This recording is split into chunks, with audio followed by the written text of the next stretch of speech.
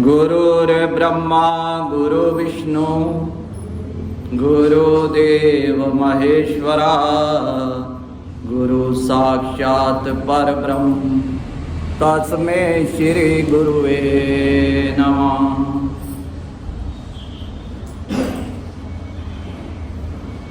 बोल आनंदपुर वासी भगवान की जय।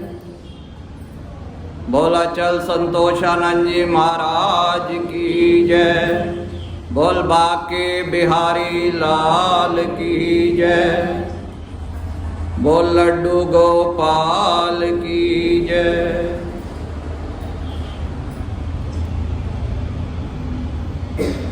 प्यारे गुरुमुखो जय सच्चिदानंद।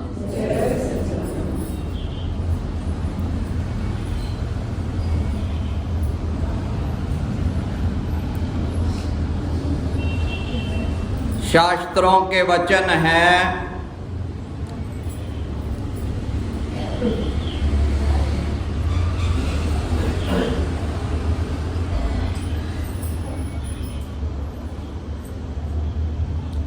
कुलम पवित्रम जननी कीर्तार्था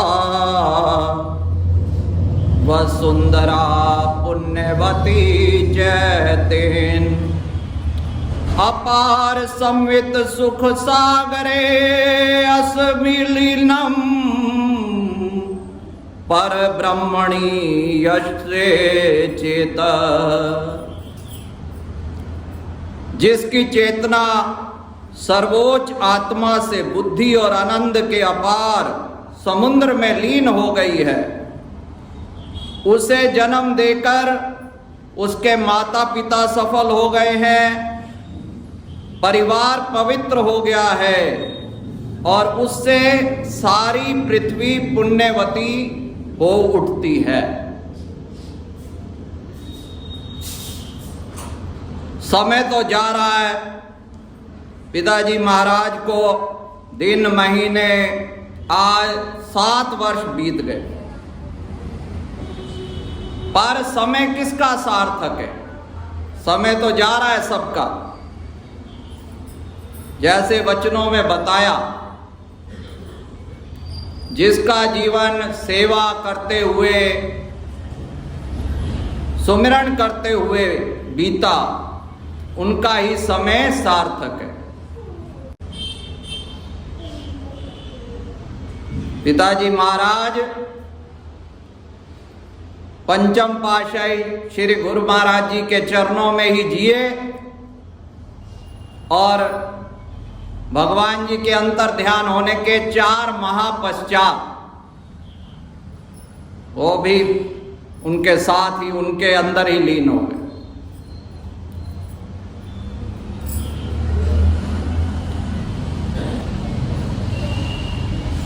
जैसे पिताजी महाराज जी का शुभ नाम था, यथा नाम तथा गुण। हमारे यहाँ बड़ों का नाम लेने की परंपरा नहीं है। पहले कहते थे राजू के पापा, आजकल क्या कहती हैं? Baby baby. बेबी किसको कहते हैं? बच्चे को। हम बराबर दर्जा है, जब वो मेरा नाम ले सकती है तो मैं क्यों नहीं ले सकता? एक बार धर्म शिक्षा के अवसर पर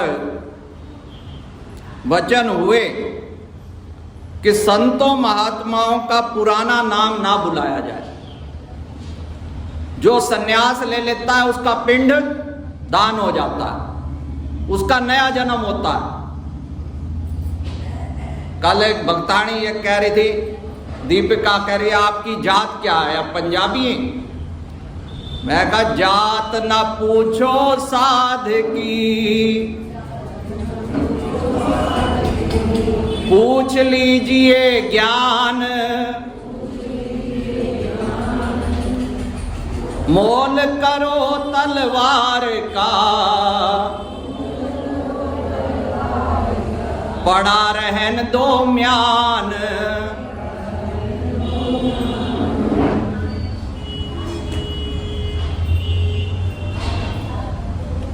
हमारा जो दरबार है क्या कहलाता है? श्री परमहंस अद्वैत मत। अद्वैत का मतलब क्या? जहां दो नहीं है। ये जो बाहरी भेद है, ये स्त्री है, ये पुरुष है, ये गोरा है, महापुरुष इसको नहीं देखते। उनकी नजर हमारी सूरत पे होती है। अब माँ की नजर होती है बेटा कमजोर हो गया है, मोटा हो गया है। उनकी हमारी आत्मा इसकी कैसी है? वो निर्बल तो नहीं हो रही। अब जो शबरी थी वो कोई रूपवती थी क्या? आज तक हम उनको याद करते हैं उनकी भक्ति के कारण। अब मीरा है, उसने कौन सी लाली लगाई थी? कोई बैठी थी ब्यूटी पार्लर में 2-2 घंटे जाके, मेकअप के बाद पता ही ना चले भाई ये बंदा निकला कौन सा था, गया कौन सा था, सब कुछ नकली चल रहा। उनने कहा क्या लगाई? लाली मेरे लाल की, जित देखूं तित लाल, लाली देखन मैं चली, तो हो गई मैं भी लाल। वो लाली लगा के अंदर की प्रसन्नता मिलती है। इन झूठे मेकअप से कभी किसी को प्रसन्नता नहीं मिलती, रगड़े झगड़े ही मिलते हैं।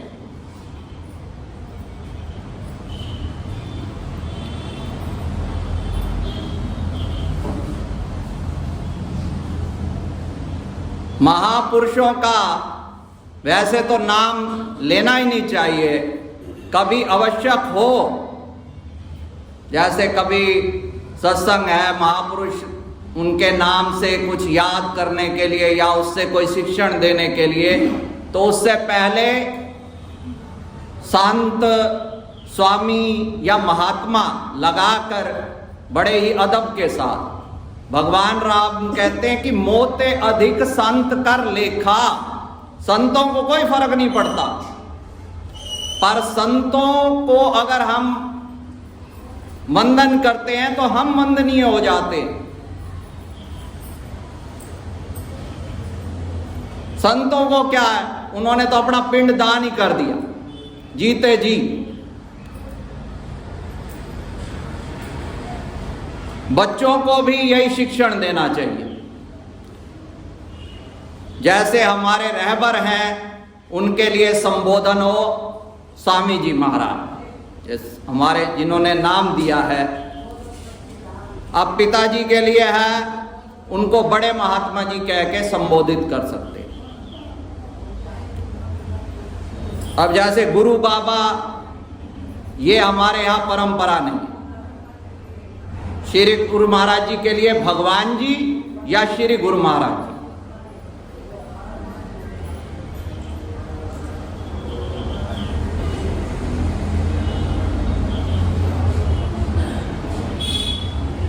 पहले मैं श्री गुरु महाराज जी ही शब्द यूज करता था, पिताजी हमारे भगवान जी कहते थे, वो हमेशा भगवान जी। तो वही संस्कार उन्होंने हमें दिए।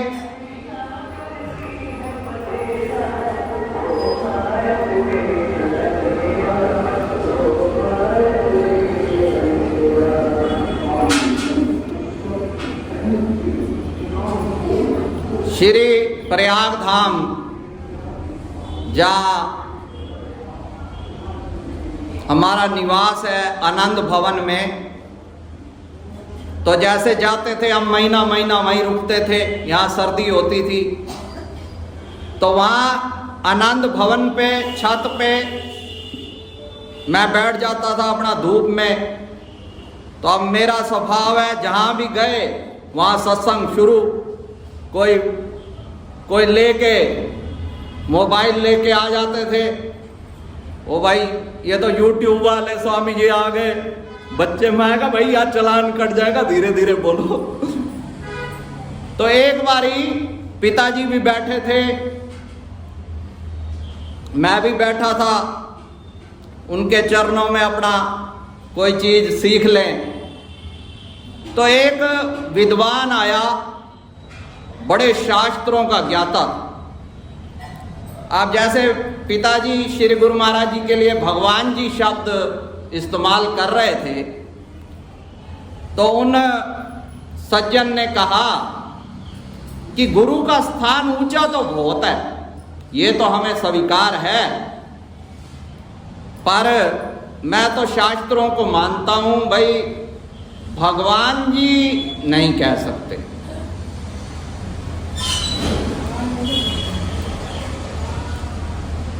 तो पिताजी में विनम्रता बहुत ही थी। उन्होंने कहा जी हम तो जी शास्त्र पढ़े नहीं है, बस महापुरुषों से एक वचन सुना है, शायद शास्त्रों का ही हो, गुरुर ब्रह्मा गुरु विष्णु गुरुदेव महेश्वरा, गुरु साक्षात पर ब्रह्म तस्मै श्री गुरुवे नमः। उसको कहा भाई ये वचन शास्त्रों का है, उन्होंने कहा है। इसमें क्या कहा गया है, ब्रह्मा विष्णु जो है भगवान है कि नहीं है? उन्होंने कहा जी है, साक्षात पर ब्रह्म।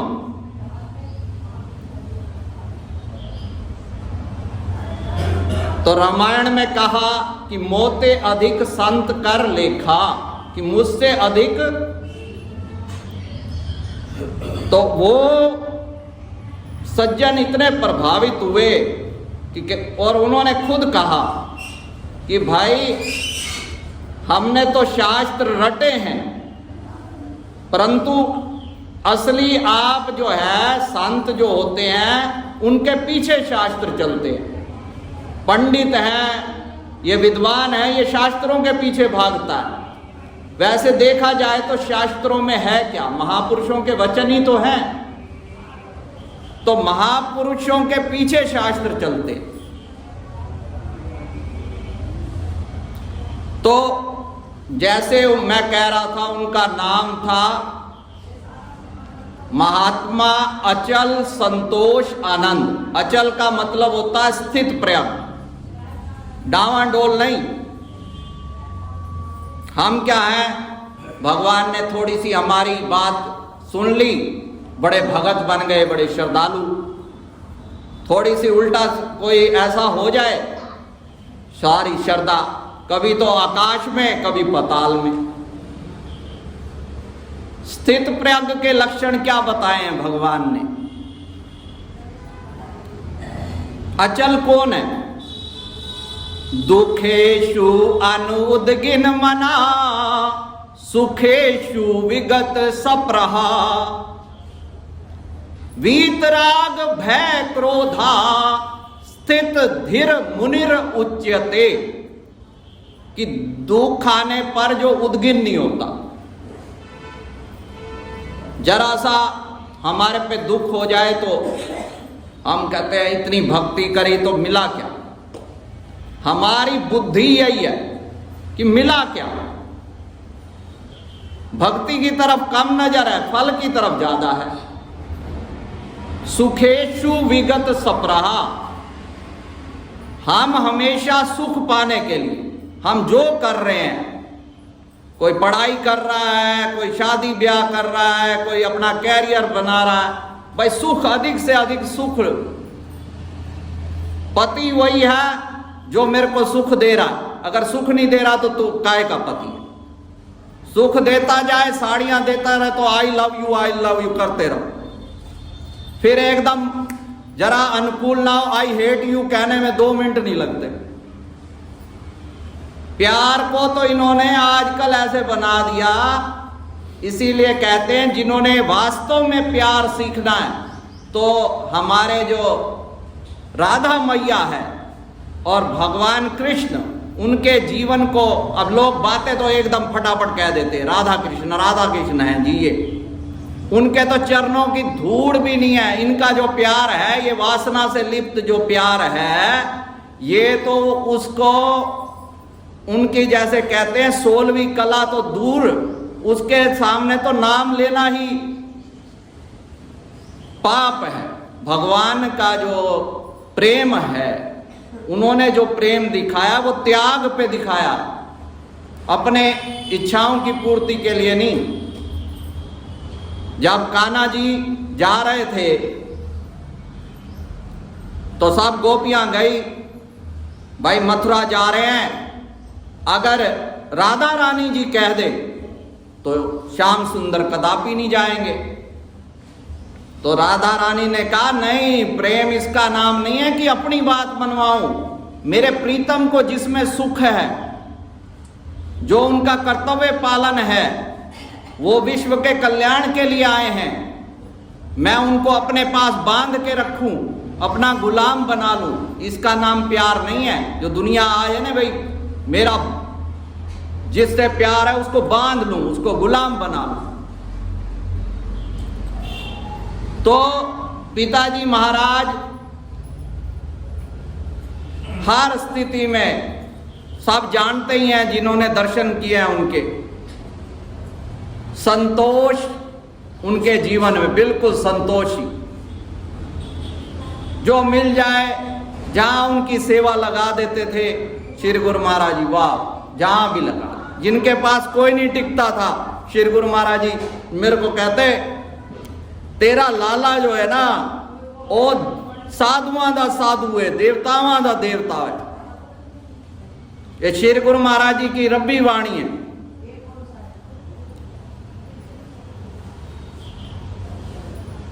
मैंने जब बेनती की भाई जी को साधु बना दे, मैंने कहा पिताजी को भी बना। कह रहे ये तो साधुआं दा साधु है, वस्त्र जेड़े वेले सानू इंतजाम दी लोड़ हो सी, वस्त्रों को तो सेकंड नंबर पे है, असली तो मन साधु होना चाहिए। इसका मन साधु है तेरे पिता का।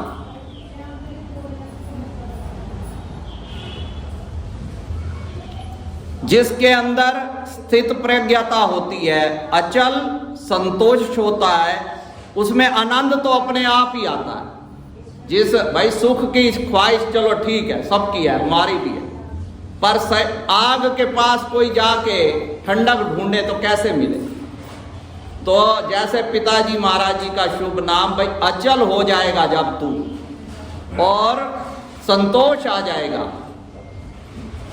कर्म कर फल परमात्मा, कर्मण्य वा अधिकारते मां फलेषु कदाचन। भगवान ने गीता में हर, उस दिन मेरे से एक फेसबुक पे कहने लगा कि गीता तो ज्ञान का वो है ग्रंथ। मैंने कहा नहीं। उन्होंने कहा रामायण भक्ति का है। मैंने कहा वो बात आपकी मैं मानता हूं, रामायण और श्रीमद् भागवत प्रेम का है, पर गीता को तो कोई बांध ही नहीं सकता। ये ज्ञान का भी है, भक्ति का भी है, निष्काम कर्म का है, कोई ऐसा विषय नहीं है। राजनेताओं ने इस पे टीका लिखी, किसी भी मत संप्रदाय का आचार्य हुए, भगवान शंकराचार्य हुए, रामानुजाचार्य हुए, सब ने इस पे टीका लिखी। इसमें हर, मैंने कहा दुनिया भर के इसमें जो श्लोक हैं वो भक्ति के, और ज्ञान भी किसको देते हैं भगवान, वो खुद फरमा रहे हैं,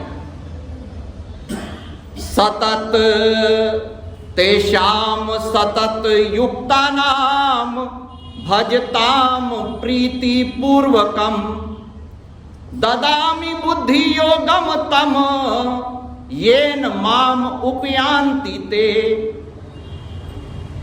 कि जो मेरा सतत भजन करता है प्रीति पूर्वक, भजन का भी हमें रहस्य पता चलना चाहिए।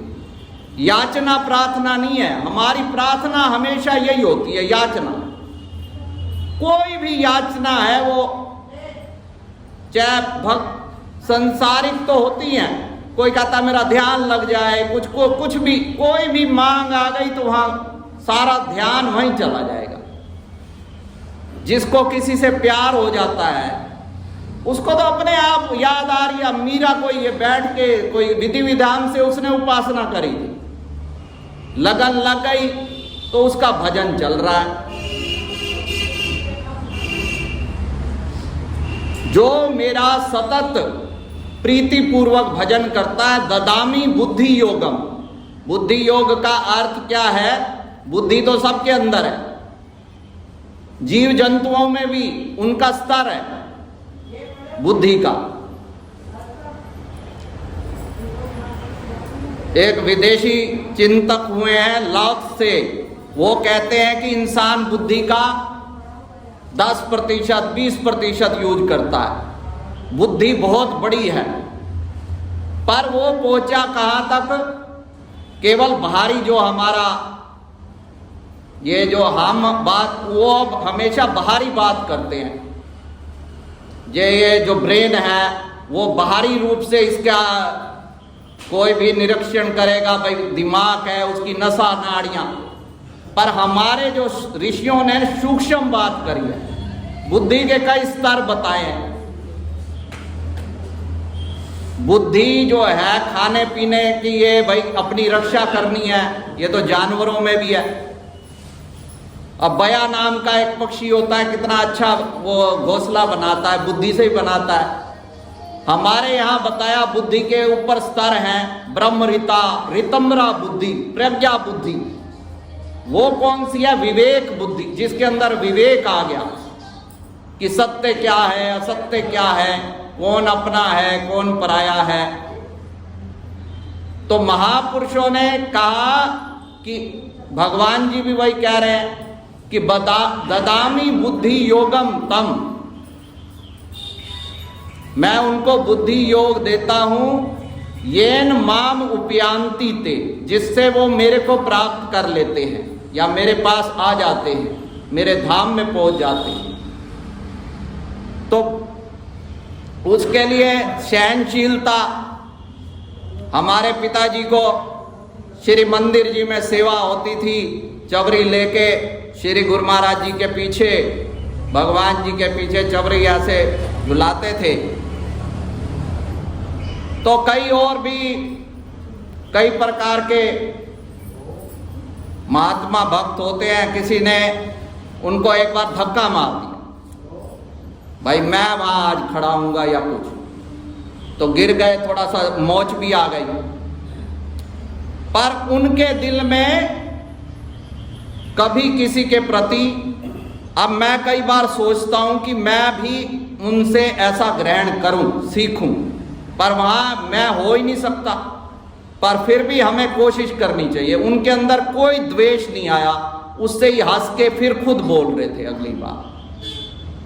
ये स्थित प्रज्ञ के लक्षण हैं, जो वैर द्वेष वीतराग भय क्रोध, ना किसी से भय मानते थे, ना किसी को भयभीत करते थे। तो संत का अर्थ ये है, खाली ये नहीं है, वो तो चलो बाहरी, उसका भी महत्व है।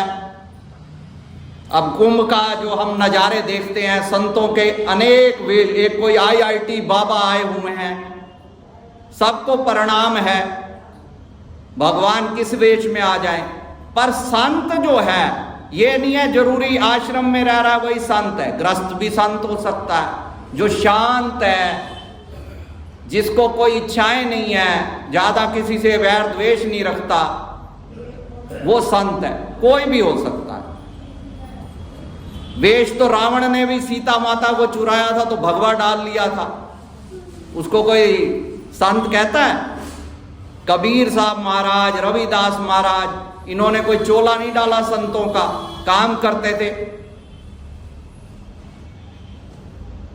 तो भी परम संत कहते हैं।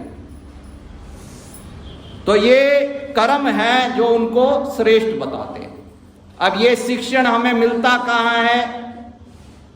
ये सत्संग से मिलता है। पर अब सीखने की इच्छा होना, गुरुओं का अभाव नहीं है। दत्तात्रेय महाराज जी ने 24 गुरु किए थे। कई कहते हैं जी हमें गुरु नहीं मिलते, पूर्ण गुरु का कौन है, किसको ढूंढे। अब किसी का अगर कोई ऐसी वैसी बात पढ़ लेंगे, भाई वहां आश्रम में ऐसी घटना हो गई, उसको दिमाग में धारण कर लिया। भाई तू वहां से क्या ग्रहण करने गए? कोई हरिद्वार जाता है, कुंभ में जाता है। अब कोई मुझे कह रहा था जी वहां बड़ी गंदगी है, मैं कहा कितना किराया खर्च किया तूने? इतना किराया खर्च किया। और मैंने कहा तूने वहां कुछ भी तुझे प्राप्त नहीं हुआ, बस तू वहां इंस्पेक्टरी करने गया था, तू वहां गंध देखने गया था, तो यही सीवर में चला जाता, गंध ही तेरे को ज्यादा, मतलब तुझे वहां से कुछ और कोई शिक्षा ही नहीं मिली। महापुरुषों के इतने इतने हैं, वहां पे दर्शन हो रहे हैं, कथाएं हो रही हैं, तेरे को वहां टाइम ही क्यों मिला? तू भाई तेरी जो नजर होगी ना, जैसे जो काला चश्मा लगा के जाएगा उसको हर जगह काला ही नजर चला जाएगा। और कई महापुरुष ऐसे हैं, वो जहां बैठे हैं वहीं वो 24 घंटे गंगा मैया के चरणों में है। गंगा मैया पाप धोती है, ये हम इस बात को नहीं नकार रहे, पर जानबूझ के कि ये पापों को नहीं धोएगी। भाई जानबूझ के पाप कर लें, डुबकी लगाएं, भाई अनजाने में जीव से बड़े पाप होते हैं, वो धुल जाएंगे। पर इधर से पाप करता जाए, उधर से अपना गुरु माई के चरणों में आके डंडोते करता जाए, उससे नहीं, वो और नाम अपराध है। अब ये दत्तात्रेय महाराज जी ने राजा यदु को बता रहे कि मेरे अनेक गुरु हैं, जिससे भी मैंने ज्ञान और विवेक ग्रहण किया, उन सभी को मैं अपना गुरु मानता हूं, पर उनमें से 24 गुरु प्रधान हैं। पहली है पृथ्वी, सर्दी गर्मी बारिश को धैर्य पूर्वक सहन करने वाली, क्रोध न करने वाली, अपनी कक्षा और मर्यादा पर निरंतर नियत गति से घूमने वाली पृथ्वी को पहला गुरु मैंने माना। दूसरा वायु, यह पिताजी के, वायु अचल होकर ना बैठना, निरंतर गतिशील रहना। बाहर से गतिशील है भाई, कर्म, अर्जुन को कहा ना बाहर से कर्म कर, ध्यान मुझ में रख। अचल होने का मतलब यह नहीं है कि पत्थर बन जा। अब कोई कहते हैं चलो जी आश्रम में चले जाओ भजन करो, यहां पे भी वही वो काम करना पड़ता है जो आश्रम में रहते हैं, भाई भोजन बनाते हैं। कर्म करने से गंध को वहन तो करना, पर स्वयं निर्लिप्त रहना। वायु जो होती है गंध को ग्रहण करती है पर खुद निर्लिप्त रहती है, ये है अचल के लक्षण। ये विशेषताएं मैंने पवन देवता से पाई। तीसरा आकाश, अनंत और विशाल होते हुए भी अनेक ब्रह्मांडों को अपनी गोद से भरे रहने वाले, ऐश्वर्यवान होते हुए भी रंच भर अभिमान न करने वाले आकाश को मैंने गुरु माना है।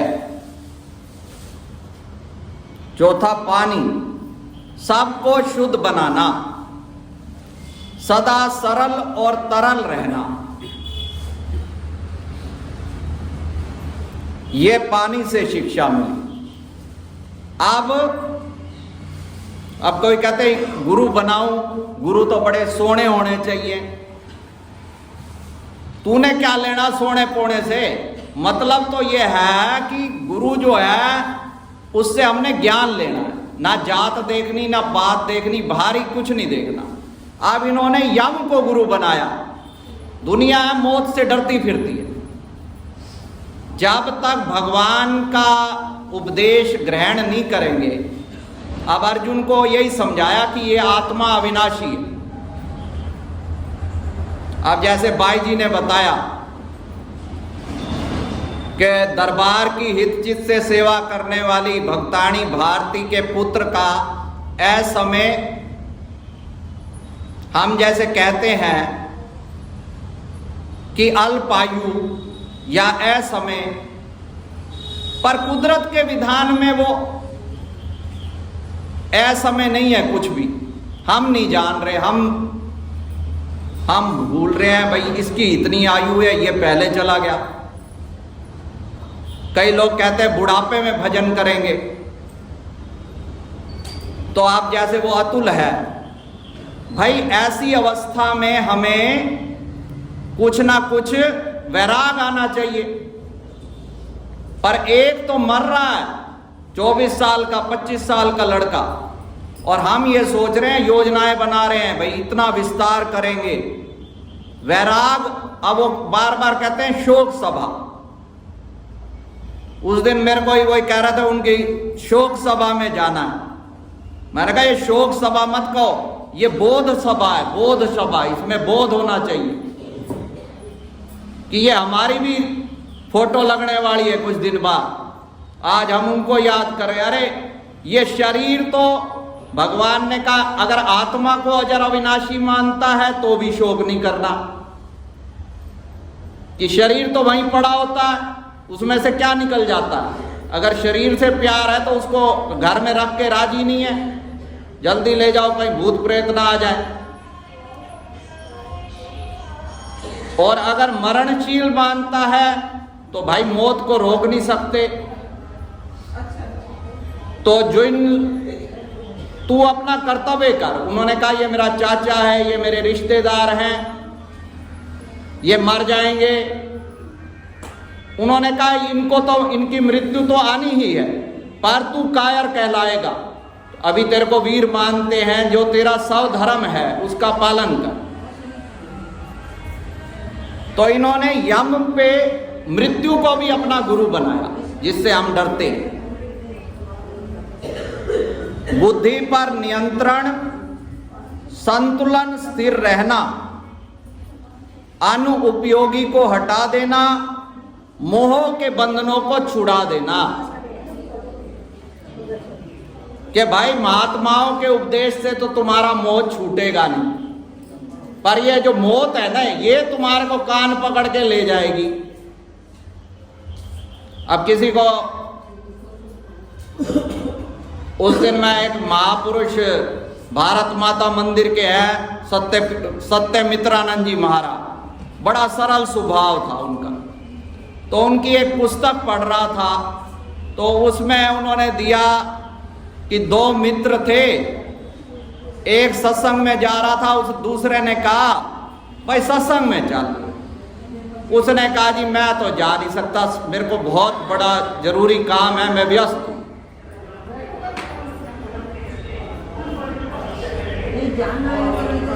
तो वो सत्संगी चला गया। रास्ते में एक और मिला, भाई उसने कहा वो आपका मित्र साथ क्यों नहीं आया? उन्होंने कहा वो तो जी बड़ा व्यस्त है।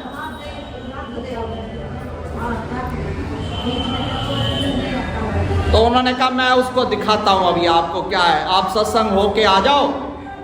और वो गया और उसके साथ कोई किस्सा छेड़ दिया, किसी की निंदा का, जो उसके विरोधी होंगे। आप वो सारे काम भूल के वहीं गली में खड़े, 1.5 घंटा हो गया, वो सत्संग सुन के आ गया। उन्होंने कहा ये देखो ये बिजी है इसका। जब दुनिया की आपस में कोई काम करना हो ना, तब वैसे भी कहा ना भाई सत्संग में आओ जी, आजकल तो खाली चल रहे हैं, कमाई है नहीं सेवा देने में, कैसे दे।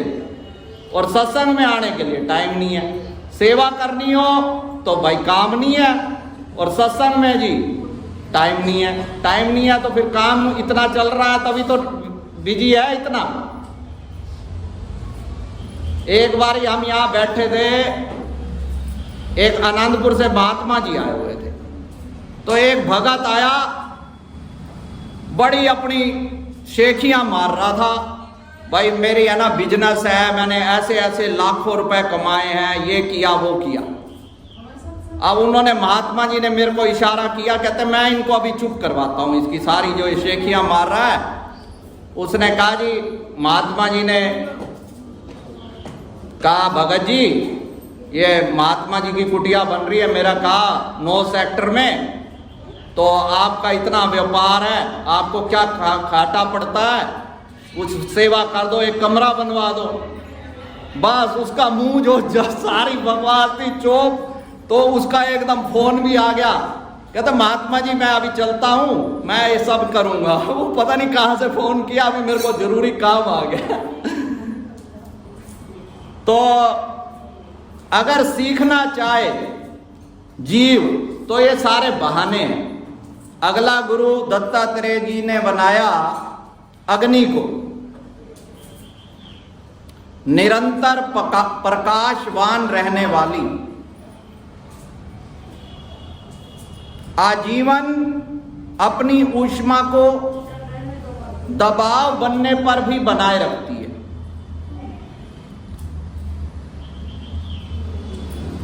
आगे गुरु हैं चंद्रमा, पृथ्वी को चांदनी का दान देने वाले परमार्थी चंद्रमा मुझे सराहनीय लोक सेवक लगे हैं। विपत्ति में सारी कलाएं क्षीण हो जाने पर भी निराश होकर ना बैठना, फिर आगे बढ़ने का साहस बार बार करते रहना, धैर्यवान चंद्रमा का श्रेष्ठ गुण कितना उपयोगी है। फिर सूर्यदेव, नियत समय पर अपना नियत कार्य अविचल भाव से करते रहना, स्वयं प्रकाशित रहना और दूसरों को भी प्रकाशित करना। फिर कबूतर से भी शिक्षा ली। चलो भाई, सूर्य चंद्रमा तो हैं, भगवान ही मानते हैं, ये देव हैं सूर्य भगवान। कबूतर से भी शिक्षा ली, उसको भी गुरु बनाया। कोई कहते हैं नहीं वो फलाने गुरु हैं, उनमें ये कमी है, ये वो कह रहे कबूतर से भी शिक्षा ले सकता है तू, लेने वाला तो बन, तू तो खुद ही गुरु बनता है। चेला मुझको ना मिला, गुरु मिले हजार, कलयुग के इस दौर में गुरुओं का अंबार। मेरे एक मित्र हैं महात्मा जी श्री आनंदपुर, कहते तू भाई सत्संग में गया, कितने वहां शिष्य बने? मैंने एक आजाद वाणी लिखी है 100 दोहे, पर उसमें ये ऐड नहीं करा, इसको अलग रखा है। मैंने ये दोहा तब रचा था, मैं कहा चेला मुझको ना मिला। हर व्यक्ति जाने ना अनजाने में जगत गुरु बनता है, या अपने मन में। परिवार में भी पति कहता गुरु बन रहा, 24 घंटे कोई ना कोई सीखने की, सुधारकों की कमी नहीं है, सुधरने की इच्छा या सीखने की इच्छा, सीखने का जज्बा। अब ये भगवान दत्तात्रेय, वो तो स्वयं भगवान है, ये हमको सिखाया है कि अगर तू सीखना चाहे, गुरु का तो बहुत छोटा सा रोल है। गुरु महाराज जी ने तो मंत्र दे दिया, जपना तो हमें पड़ेगा। एकलव्य की मिसाल लो, एकलव्य को जबकि उसने भगा दिया द्रोणाचार्य ने, जा मैं नहीं, कैसे भी उन्होंने कहा, जो भी शब्द कहे, उन्होंने उनकी मूर्ति बना ली। यही गुड़गांव द्रोणाचार्य, यही नगर है। और उन्होंने इतनी योग्यता प्राप्त कर ली, मूर्ति से वहीं अभ्यास करते। एक बार उन्होंने क्या किया, एक कुत्ता भौंक रहा था, अर्जुन को लेके साथ जा रहे थे, तो ऐसे बाण मारे, नाक घायल हुआ कुत्ता, और उनका मुंह भर दिया बाणों से। जब देखा अर्जुन ने, अर्जुन को गुरु द्रोणाचार्य ने ये आश्वासन दे रखा था कि सर्वश्रेष्ठ धनुधर तेरे को बनाना है, तो गुरु द्रोणाचार्य ने यहां अब कहा भाई तू अपने गुरु दक्षिणा तो दे, तो उसका अंगूठा कटवा दिया। अब बाहरी रूप से देखा जाए तो ये कितना बड़ा पाप लगता है। अगर हमारा गुरु हमें कहे कुछ भी, हम कहेंगे ये अनुचित काम करवाते हो। जरा सा कोई उल्टा कह दे, तुम कह गुरु है कि कौन है, तू तो अपराधी है। पर उन्होंने उस निष्ठा का परिचय दिया, सत्य असत्य विचार न कीजिए, गुरु का कथन मान सब लीजिए। हमारी बुद्धि से उनकी बुद्धि बहुत ऊंची है। अब हम कहेंगे कि गुरु ने ऐसा क्यों करवाया, वैसा क्यों करवाया, हमारी बुद्धि वहां तक जा ही नहीं सकती। अगर तू ही इतना सियाना था तो गुरु की शरण में क्यों आया? यही हमारे पिताजी में गुण था। जबकि मैं अभी तक यही सोचता हूं कि मुझे जीवन भर ये शिक्षा प्राप्त करनी है पिताजी से, वो मैं अभी तक नहीं कर पाया कि गुरु दरबार में कैसे रहा जाता है, भाई गुरु आज्ञा को कैसे। ऐसे ऐसे महात्मा थे जिनका बड़ा कठोर स्वभाव था, जिनके पास कोई नहीं टिकता था। श्री गुरु महाराज जी पिताजी को उनके पास भेजते थे और ये उनके पास भी अपना सफल, क्योंकि ये स्थित प्रज्ञ थे, फिर वो कहीं भी रह जाए उनको फिर फर्क नहीं पड़ता। और जिसने नहीं रहना होगा, कितना भी अच्छे स्वभाव वाला महात्मा हो, उसके पास भी कोई नहीं रह सकता। हाँ, यही गरीबी।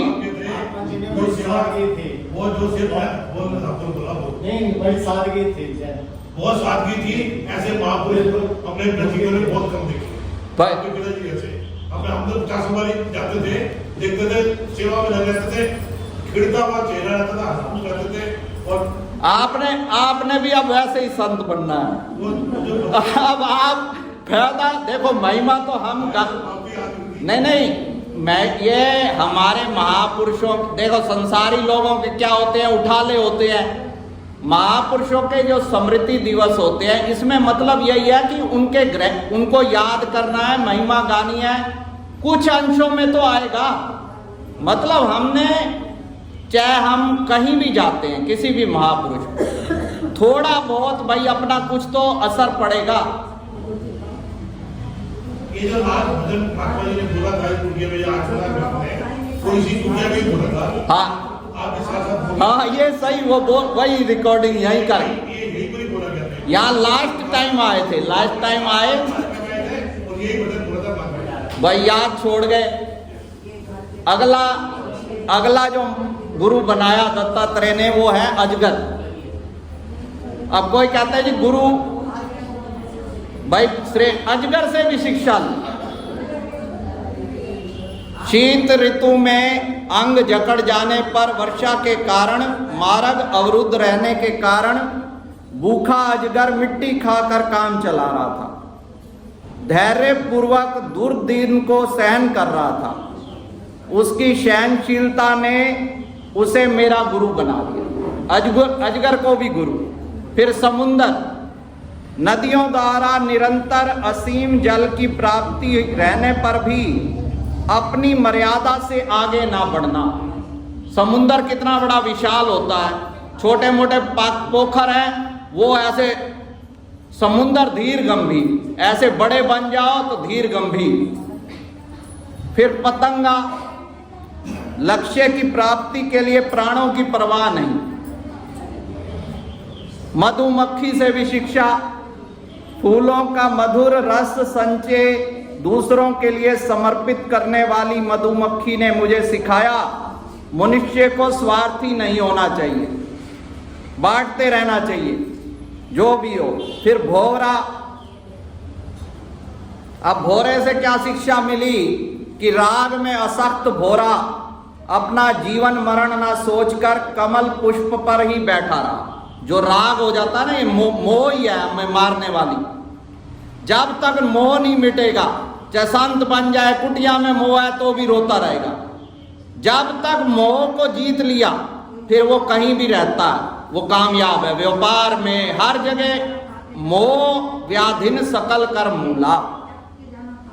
तो भौरे से ये शिक्षा ली। अब हाथी जो होता है कामातुर होता है, मायावी हथनियां रख देते हैं और वहां मारा जाता है। जो पुरुष होता है उसकी सबसे बड़ी कमजोरी है स्त्री।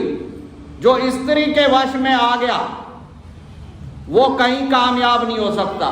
बड़े बड़े महापुरुष जो थे ना, स्त्री के, अब भगवान राम के पिता थे महान दशरथ, देवताओं को भी सहायता देते थे, पर स्त्री के वश में आ गए तो देखो क्या हालत होती है। तो भगताणी को वश में नहीं होना, आदर करना है। हमारे शास्त्रों में कहा है, नारी का आदर करते हैं तो उसको देवता कहते हैं, यत्र नार्यस्तु पूजन्ते तत्र देवता रम। पर उसका मतलब नहीं है कि नारी को स्वच्छंद अपना उसके उसमें पागल हो जाओ। हिरण कानों के रस में असक्त, जो हिरण ये तो एक एक विषय में मारे जाते हैं और मनुष्य तो पांचों विषय में लीन है, ये कैसे बचेगा? इसको खाने का ऐसा चस्का है। अब ये आपको एक कितनी बड़ी आश्चर्य की बात है कि देखो शेर होता है, शेर कभी घास नहीं खाता और खरगोश मांस नहीं खाता, उनकी खुराक है। इंसान मांस भी आने दे, घास भी आने दे। अब जब ये बीमार होता है, डॉक्टर से पूछता मैं खाऊं क्या? अरे खा खा के तो बीमार हुआ है, 4 दिन उपवास रख, डॉक्टर के पास आने की जरूरत नहीं पड़ेगी। ये दवाई कर लो, जो जरा सा बीमार होएगा, अरे थोड़ी सहनशीलता होनी चाहिए आदमी शरीर में, ऑटोमेटिक अपने आप को ठीक करने की वो है। खिला खिला के लीवर और किडनी 2 ही चीजें होती हैं, इनको बिगाड़ देते हैं। कुछ ना, ये खा लूं, वो खा लूं, ऐसा खा लूं। अब ये यूट्यूब भरे पड़े हैं दुनिया भर के, ये चीज खा लो, सप्लीमेंट खा लो, फलाने खा लो, वो खा खा के वो गर्मी चढ़ जाती है। फिर शरीर तो ये मरणशील है, जब मोटा तगड़ा हो जाएगा फिर वैसे घुटनों पे लोड, इधर से बचेगा। थोड़ी सी हमें अपने कर्मों को भोगना ही चाहिए खुशी से। कई महात्मा होते हैं दवाई नहीं खाते, जब मर जाएं। जय दयाल गोयंतका थे गीता प्रेस के, जिन्होंने ये गीता प्रेस चलाई, उन्होंने नियम ले रखा था अंग्रेजी दवाई नहीं खानी चाहे मर जाऊं। अब वो उनके पास बड़े बड़े रोग आए पर उन्होंने अपनी प्रतिज्ञा नहीं तोड़ी। मरना तो वैसे भी है, तो थोड़ा सा आदमी को सहन शक्ति जरा सा हो, जरा सी भाई बीमारी आई, चलो जी डॉक्टर के पास।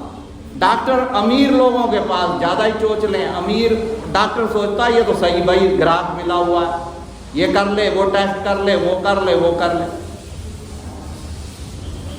अगला है जी वेश्या से भी शिक्षा ली, ये तो हद कर दी। चलो अभी तक तो सूर्य चंद्रमा थे, अब वो कहते हैं गुरु कौन सा धारण करूं। उन्होंने कहा जी पिंगला वेश्या जब तक युवा रही तब तक उसके अनेक ग्राहक रहे, लेकिन जब वृद्ध हुई तो सारे साथ छोड़ गए। रोग और गरीबी ने घेर लिया।